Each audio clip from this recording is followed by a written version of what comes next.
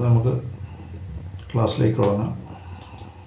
ഗുരുക്കന്മാരെയൊക്കെ ആദ്യം നമുക്ക് വന്ദിച്ച് ഓം ഗുരുർ ബ്രഹ്മ ഗുരുർ വിഷ്ണു ഗുരുദേവോ മഹേശ്വര ഗുരു സാക്ഷാത് പരബ്രഹ്മ തസ്മൈ ശ്രീ ഗുരുവേ നമഃ.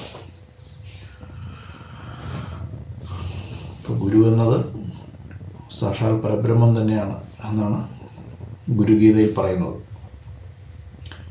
ഇനി നമ്മൾ ജ്യോതിഷമാണ് നമ്മുടെ പ്രധാനപ്പെട്ട നമ്മുടെ വിഷയം, ഐച്ഛിക വിഷയം. അപ്പോൾ ജ്യോതിഷത്തിൽ നമ്മൾ നവഗ്രഹങ്ങളാണ് നമ്മളെ ഒരു ജാതകൻ്റെ ഭാവിയും ഭൂതവും വർത്തമാനവും എല്ലാം നമുക്ക് കാണിച്ചു തരുന്നത്, അല്ലെങ്കിൽ ചൂണ്ടിക്കാണിക്കുന്ന ഒരു എൻറ്റിറ്റീസ് എന്ന് പറയുന്നത് ഗ്രഹങ്ങളാണ്. അപ്പോൾ ആ ഗ്രഹങ്ങളുടെ ഒരു അനുഗ്രഹം ഉണ്ടാകണം. അതിനുവേണ്ടി നമ്മൾ നവഗ്രഹങ്ങളെ നമ്മൾ ധ്യാനിക്കുന്നു. അതിൻ്റെ മന്ത്രമാണിത്. അപ്പോൾ അത് എല്ലാവരും പഠിച്ചു കാണുമെന്ന് വിചാരിക്കുന്നു. അപ്പോൾ അത് നമുക്ക് ജപിച്ചുകൊണ്ട് നമുക്ക് തുടങ്ങാം. ഓം നമ സൂര്യായ സോമായ മംഗളായ ബുധായ ച ഗുരുശുക്രശനിഭ്യശ്ച രാഹവേ കേതവേ നമഃ.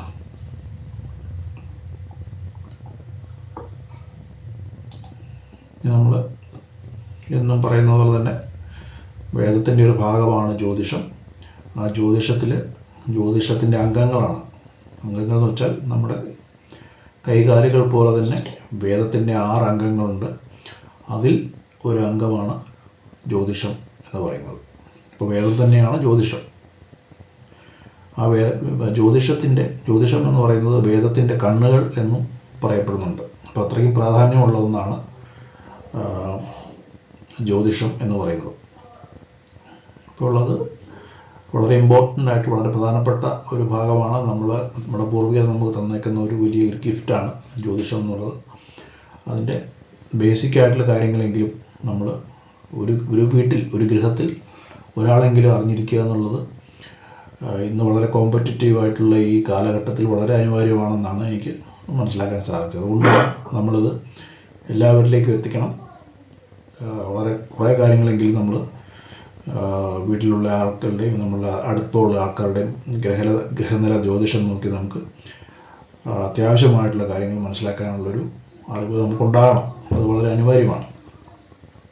ഓക്കെ, നമ്മൾ പല പ്രാവശ്യം പറഞ്ഞതാണ്, പിന്നെ പറയുന്നത് നമ്മളത് നമ്മുടെ ഉള്ളിൽ ഉറക്കണം. നമ്മൾ ചെറുപ്പത്തിൽ ഒരു ടേബിളൊക്കെ പഠിച്ച് എത്ര പ്രാവശ്യം നമ്മൾ റിപ്പീറ്റ് ചെയ്താണ് നമ്മൾ ടേബിൾ പഠിച്ചത്. വളരെയധികം റിപ്പീറ്റ് ചെയ്താണ് പഠിച്ചത്. അതുകൊണ്ടാണ് പിന്നെ ഈ 1-2 കാര്യങ്ങൾ റിപ്പീറ്റ് ചെയ്ത് പറയുന്നത്. അപ്പോൾ അത് ഈ പ്രാർത്ഥനാ ശ്ലോകം എല്ലാവരും പഠിച്ചു കാണുമല്ലോ അല്ലേ. അപ്പോൾ നിങ്ങൾ ക്ഷേത്രത്തിലൊക്കെ പോകുമ്പോഴും അമ്പലത്തിലൊക്കെ പോകുമ്പോഴാണേലും നവഗ്രഹങ്ങളുടെ ക്ഷേത്രങ്ങളുണ്ടാവും. അപ്പോൾ അതിന് പ്രദക്ഷിണം വെക്കുമ്പോൾ ഇതൊരു 10-18 പ്രാവശ്യം, അല്ലെങ്കിൽ നമ്മൾ എത്ര പ്രാവശ്യം നമ്മൾ പ്രദക്ഷിണം വെക്കുന്നു ആ ഓരോ പ്രദക്ഷിണത്തിനും നമ്മളിത് ഓരോ പ്രാവശ്യം നമ്മൾ ഉരുവിടുകയാണെങ്കിൽ ആ നവഗ്രഹങ്ങളുടെ ഒരു പ്രസൻസും ഒരു അനുഗ്രഹവും നമുക്ക് ഉണ്ടാകുമെന്ന് വിശ്വസിക്കാം. കാരണം ഇത് മന്ത്രമാണ്. നവഗ്രഹങ്ങളെ പൂജിക്കുന്ന ഒരു മന്ത്രമാണിത്. അപ്പോൾ മന്ത്രം എന്ന് പറഞ്ഞാൽ അറിയാമല്ലോ, നമ്മളൊരു പാട്ടിനെ നമ്മൾ മന്ത്രം എന്ന് പറയാൻ പറ്റത്തില്ല. കവിത എന്ന് പറഞ്ഞാൽ നമുക്കറിയാമല്ലോ, കവിതയ്ക്കൊരു വൃത്തം ഉണ്ടാകും, സാഹിത്യം ഉണ്ടാകും, എങ്കിൽ മാത്രമേ ഒരു കവിതയാകത്തുള്ളൂ. അതുപോലെ മന്ത്രം എന്ന് പറയുന്നത് വെറും ഒരു പ്രാർത്ഥന മാത്രമല്ല. നമ്മൾ പ്രാർത്ഥനാ ശ്ലോകങ്ങൾ ഒരുപാടുണ്ട്, അതൊന്നും നമ്മൾ മന്ത്രമായിട്ട് പറയത്തില്ല. അത് നമ്മൾ സ്തുതികളാണ്, സ്തുതിക്കാൻ വേണ്ടി ഉപയോഗിക്കുന്നു. ഭഗവാനെ സ്തുതിക്കാൻ വേണ്ടി നമ്മൾ ഉപയോഗിക്കുന്നതാണ് ഇതുകൾ. പക്ഷേ ഇവിടെ മന്ത്രം എന്ന് പറയുന്നത് അതിൻ്റെ അർത്ഥം മനഃ ത്രായതി ഇതി മന്ത്ര എന്നാണ് പറയുന്നത്. എന്നുവെച്ചാൽ മനസ്സിനെ എന്താണോ രക്ഷിക്കാൻ ഉപയോഗിക്കാൻ പറ്റുന്നത് അതിനെയാണ് മന്ത്രം എന്ന് പറയുന്നത്. അപ്പോൾ നമുക്ക് മന്ത്രം ജപിക്കാവോ എന്നൊക്കെയുള്ളൊരു കൺഫ്യൂഷനുണ്ട്. മന്ത്രം ജപിച്ചു കഴിഞ്ഞാൽ പ്രശ്നമാണ്, അങ്ങനെയൊക്കെയുള്ളൊരു തെറ്റിദ്ധാരണകളും ഒരു സ്പെക്കുലേഷൻസൊക്കെ ഉണ്ട്. അപ്പോൾ അങ്ങനെയൊന്നുമില്ല. നമ്മുടെ മനസ്സ് നന്നാവുകയാണെങ്കിൽ എല്ലാ കാര്യങ്ങളും നന്നാവും. അപ്പോൾ ആ മനസ്സിനെ നമ്മൾ എന്ത് ചെയ്യാൻ വേണ്ടി, രക്ഷിക്കാൻ വേണ്ടിയുള്ള ശ്ലോകങ്ങളാണ് മന്ത്രം എന്ന് പറയുന്നത്. അപ്പോൾ മന്ത്രം നമുക്ക് ഒരു തെറ്റുമില്ല. ഇപ്പം നമശിവായ, ഓം നമശിവായ ആണെങ്കിൽ മഹാദേവൻ്റെ, അങ്ങനെ ഓരോ മൂർത്തികൾക്കും ഓരോ ദേവതകൾക്കും അതിൻ്റേതായിട്ടുള്ള മന്ത്രങ്ങളുണ്ട്, മൂലമന്ത്രങ്ങളുമുണ്ട്. മൂലമന്ത്രമാണ് മെയിനായിട്ട് പറയുന്നത്. ഓം നമ ശിവായ എന്നുള്ളത് നമ്മളെല്ലാവരും ഉരുവിടുന്ന ഒരു മന്ത്രമാണ്. അത് മഹാദേവൻ്റെ മൂലമന്ത്രമാണ്. അതുപോലെ തന്നെ ഓരോ ദേവതയ്ക്കുമുണ്ട് മൂലമന്ത്രങ്ങൾ. അപ്പോൾ ഇവിടെ ദൈവമുണ്ട്, ദേവതയുണ്ട്. ഇത് തമ്മിലുള്ള വ്യത്യാസം ജസ്റ്റ് ഒന്ന് പറയാം. ദൈവം എന്ന് പറയുന്നത് നമുക്ക് എത്ര ദൈവങ്ങളുണ്ട്? നമുക്ക് എല്ലാവർക്കും ഒരു കൺഫ്യൂഷനുള്ള കാര്യമാണ്. ദൈവം ഒരുപാട് ദൈവങ്ങൾ നിങ്ങൾക്കില്ല എന്നൊക്കെ പലരും ചോദിക്കും. പക്ഷെ നമുക്ക് ഒരു ദൈവമേ ഉള്ളൂ. അതിനാണ് ഈ അദ്വൈത സിദ്ധാന്തത്തിൽ പറയുന്നത്. ഈശ്വരൻ എന്ന് പറയുന്ന ഒന്നേ ഉള്ളൂ. എന്താണത്? നമ്മുടെ ഗീതയിൽ പറയും, ഈശ്വര സർവഭൂതാനാം ഹൃദയശേ തിഷ്ഠതി അർജുന എന്ന് ഭഗവാൻ അർജുനന് പറഞ്ഞു കൊടുക്കുകയാണ്.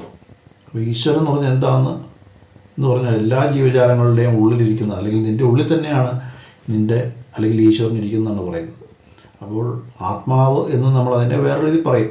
നമ്മുടെ ഉള്ളിലുള്ള ജീവൻ തന്നെയാണ് ഈശ്വരൻ എന്ന് പറയുന്നത്. അപ്പോൾ അതുപോലെ പരമാത്മാവ് എന്ന് പറഞ്ഞു കഴിഞ്ഞാൽ എന്താണ്? ഈ ലോകത്തിലുള്ള എല്ലാ ജീവജാലങ്ങളുടെയും ജീവൻ്റെ ആകത്തുകയാണ് എന്ത്?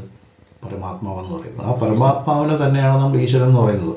അപ്പോൾ നമ്മുടെ സിദ്ധാന്തം അനുസരിച്ച് വസുദൈവ കുടുംബകമാണ് നമ്മുടെ സങ്കല്പം. ആ വസുദൈവ കുടുംബത്തിലുള്ള എല്ലാ ഭൂതങ്ങളുടെയും എല്ലാ ജീവജാലങ്ങളുടെയും ജീവൻ്റെ ആകത്തുകയാണ് നമ്മൾ ഈശ്വരൻ എന്ന് പറയുന്നത്. അപ്പോൾ ആ ഈശ്വരൻ്റെ അകത്ത് നമ്മളും ഒരു ഭാഗമാണ്. കാരണം ഈശ്വരൻ വേറൊന്നും, നമ്മൾ മറ്റൊന്നുമല്ല. അപ്പോൾ അത് ഞാൻ ഒന്ന് പറഞ്ഞു പോയെന്നേ ഉള്ളൂ. അപ്പോൾ ഇവിടെ ദേവത എന്ന് പറയുന്നത് ഈശ്വരൻ്റെ അംഗങ്ങളാണ്. അതായത് ഈശ്വരൻ എന്ന് പറയുന്നത് ഒന്നേ ഉള്ളൂ. ആ ഈശ്വരൻ്റെ അംഗങ്ങളാണ് നമ്മൾ ഈ ദേവതകൾ എന്ന് പറയുന്നത്. അതായത് ബ്രഹ്മ വിഷ്ണു മഹേശ്വരന്മാരും പല ദേവിമാരും അവരുടെ പുത്രന്മാരായിട്ടുള്ള പല ദേവതകളുമുണ്ട്. ഇപ്പോൾ ശിവൻ്റെയും വിഷ്ണുവിൻ്റെയും അല്ലെങ്കിൽ മഹാലക്ഷ്മിയുടെയും അല്ലെങ്കിൽ ഗണപതി, അയ്യപ്പൻ, ശാസ്താവ്, ഇങ്ങനെയുള്ള എല്ലാ ദേവതകളും എന്താണ്? ആ ഒരു പരബ്രഹ്മ സ്വരൂപത്തിൻ്റെ ഒരു ഭാഗം മാത്രമാണ്. അപ്പോൾ അവയെ നമ്മൾ ദേവത എന്ന് വിളിക്കും. അത് നമുക്ക് അംഗങ്ങളുള്ള പോലെ തന്നെ ഭഗവാന്റെ ഓരോ അംഗങ്ങളാണ് ഈ ദേവതകൾ എന്ന് പറയുന്നത്. അപ്പോൾ അതുകൊണ്ട് അങ്ങനെയാണ് നമ്മൾ ദേവത എന്നാണ് നമ്മൾ പറയേണ്ടത്. ഒരു അമ്പലത്തിൽ ചെന്ന ശിവൻ്റെ പ്രതിഷ്ഠയാണെങ്കിൽ ശിവൻ അവിടുത്തെ ദേവതയാണ്. എന്താണ് ദേവത? എന്താണ് മുഖ്യ പ്രതിഷ്ഠ അല്ലെങ്കിൽ മുഖ്യ ദേവത എന്നൊക്കെ ചോദിച്ചാൽ അവിടെ ദേവത, ദൈവമല്ല. അത് ദൈവമാണ്, ദൈവത്തിൻ്റെ ഒരു ഭാഗം മാത്രമാണ് ഓരോ ദേവതകളും.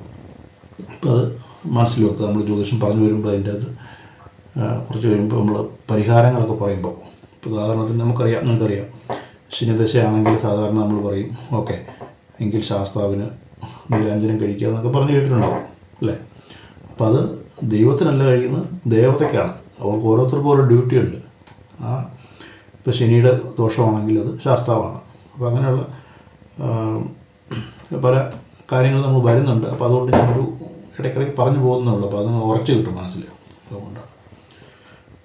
അപ്പോൾ ഇവിടെ നിങ്ങൾ അമ്പലത്തിൽ പോകുമ്പോഴൊക്കെ ആണെങ്കിൽ നമുക്ക് നവഗ്രഹങ്ങളുടെ അമ്പലം ഉണ്ടെങ്കിൽ അതിന് പ്രദക്ഷിണം 2-3 പ്രാവശ്യം അല്ലെങ്കിൽ എത്ര പ്രാവശ്യം വെക്കുന്നതനുസരിച്ച് നമ്മൾ ഈ മന്ത്രം നിങ്ങൾക്ക് ചൊല്ലാവുന്നതാണ്. ജ്യോതിഷം ചെയ്യുമ്പോൾ മാത്രമല്ല, നവഗ്രഹങ്ങളുടെ അമ്പലത്തിൽ ചെല്ലുമ്പോഴും ഉപദേവതയായിട്ടുണ്ടാവും. അവിടെ നമുക്ക് ഈ മന്ത്രം ചൊല്ലാവുന്നതാണ്. പിന്നെ നമ്മൾ ഇത് കണ്ടുപോയതാണ്. നമ്മൾ ഗ്രഹനിലയെ പറ്റിയാണ് നമ്മൾ പറയാൻ പോകുന്നത്. ഗ്രഹനില നമ്മൾ എടുക്കുമ്പോൾ എന്താണ് ചെയ്യുന്നത്? അല്ലെങ്കിൽ ഒരു വ്യക്തിയെ പറ്റി, ഒരു വ്യക്തിയുടെ ഭാവിഭൂതങ്ങൾ വിശകലനം ചെയ്യുന്നതിന് വേണ്ടിയാണ് നമ്മൾ ഈ ഗ്രഹനില നമ്മൾ കണ്ടുപിടിക്കുന്നത്. അപ്പോൾ ഈ ഗ്രഹനിലയിലെ പ്രധാനപ്പെട്ട ഇൻഡിക്കേഷൻസ്, പ്രധാനപ്പെട്ട ഭാഗങ്ങൾ അല്ലെങ്കിൽ പ്രധാനപ്പെട്ട ഘടകങ്ങൾ എന്ന് പറയുന്നത് ഈ നവഗ്രഹങ്ങൾ തന്നെയാണ്.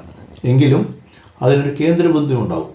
ഒരു ഗ്രഹനിലയ്ക്ക് ഒരു കേന്ദ്രബിന്ദു എന്ന് പറയുന്നത് ആരുടെ ജാതകമാണോ നോക്കുന്നത് ആ ആളുടെ പൊസിഷൻ, നമ്മൾ ഭൂമിയിൽ എവിടാണ് അല്ലെങ്കിൽ ഏത് ഭാഗത്താണ് അല്ലെങ്കിൽ ഏത് രേഖാംശം അക്ഷാംശത്തിലാണ് ആ വ്യക്തി ഇരിക്കുന്നത്, അതായിരിക്കും കേന്ദ്രബിന്ദു എന്ന് പറയുന്നത്. അപ്പോൾ ആ കേന്ദ്രബിന്ദുവിനെ നമ്മൾ സാധാരണ ഇതിലേക്ക് ജാതകം നോക്കിയാൽ അതിൻ്റെ നടുക്ക് ഓം എന്ന് എഴുതിയിട്ടുണ്ടാവും. ഓം എന്ന് എഴുതിയിട്ടുണ്ടാവും. അതിൻ്റെ അർത്ഥം എന്താണ്? നമ്മളൊരു ഓം എന്ന് പറയുന്നത് ഈശ്വരൻ തന്നെയാണ്. ഈശ്വരനെ വിളിക്കുന്ന ഏറ്റവും ആദ്യം ഉണ്ടായ പേരാണ് ഓം. പിന്നീടാണ് പരമാത്മാവ് അല്ലെങ്കിൽ ബ്രഹ്മം അങ്ങനെയുള്ള കാര്യങ്ങളൊക്കെ ഉണ്ടായത്. ഓം എന്നുള്ളതാണ് എന്ത് ഒരു ആത്മാവിനെ സൂചിപ്പിക്കുന്ന വാക്ക്. അപ്പോൾ ഒരു ആത്മാവാണ് കേന്ദ്രബിന്ദുവായിട്ട് ഈ ഗ്രഹനിലയിൽ വരുന്നത്. പിന്നീട് നമ്മൾ പറയും ഗ്രഹനില എഴുതുമ്പോൾ അതിൻ്റെ നടുക്ക് ദക്ഷിണാമൂർത്തിയാണ് എന്നും പറയുന്നുണ്ട്. അത് ദക്ഷിണാമൂർത്തി എന്ന് പറയുന്നതും ഒരു ദേവതയാണ്. അപ്പോൾ ആ ദേവതയുടെ കീഴിലുള്ളൊരു തത്വമാണ് ജ്യോതിഷം എന്ന് പറയുന്നത്. അതായത് ജ്യോതിഷം എന്ന് പറയുന്നത് മെയിനായിട്ടും ശൈവ സമ്പ്രദായത്തിൽ വന്നിരിക്കുന്ന ഒരു പഠന ശാസ്ത്രമാണ്. ഇപ്പോൾ നമുക്കറിയാം വൈഷ്ണവം, ശാക്തേയം, ശൈവം അങ്ങനെ പല സമ്പ്രദായങ്ങളുണ്ട് നമ്മുടെ സനാതന ധർമ്മത്തിൽ. അപ്പോൾ ആ ശൈവമായ രീതിയിൽ വന്നേക്കുന്ന ഒരു പഠനഭാഗമാണ് ഈ ജ്യോതിഷം എന്ന് പറയുന്നത്. അപ്പോൾ അതുകൊണ്ട് ഗ്രഹനിലയുടെ നടുക്ക് നമ്മൾ ദക്ഷിണാമൂർത്തി ഉണ്ട് എന്ന് നമുക്ക് പറയാവുന്നതാണ്. ദക്ഷിണാമൂർത്തി എന്ന് വെച്ചാൽ നമുക്ക് എല്ലാവർക്കും അറിവ് പ്രദാനം ചെയ്യുന്ന ഒരു ദേവനായിട്ടാണ് നമ്മൾ കാണുന്നത്. ശിവൻ്റെ തന്നെ പല രൂപങ്ങളുണ്ട്. പല പല സാഹചര്യങ്ങളിലും പല രീതിയിലുള്ള ഭാവമാണ് മഹാദേവനുള്ളത്. അപ്പം അതിൽ ദക്ഷിണാമൂർത്തി, അതായത് നമുക്ക് എല്ലാവർക്കും അറിവ് പകർന്നു തരുന്ന ഒരു ഭാവത്തിൽ ഇരിക്കുന്ന ഒരു രൂപമാണ്, അല്ലെങ്കിൽ ഇരിക്കുന്ന ഒരു സ്ഥിതിയാണ് ദക്ഷിണാമൂർത്തിക്കുള്ളത്. അപ്പോൾ ഈ ഗ്രഹനിലയിലും മധ്യത്തിൽ ദക്ഷിണാമൂർത്തിയാണ് എന്നും പറയുന്നുണ്ട്.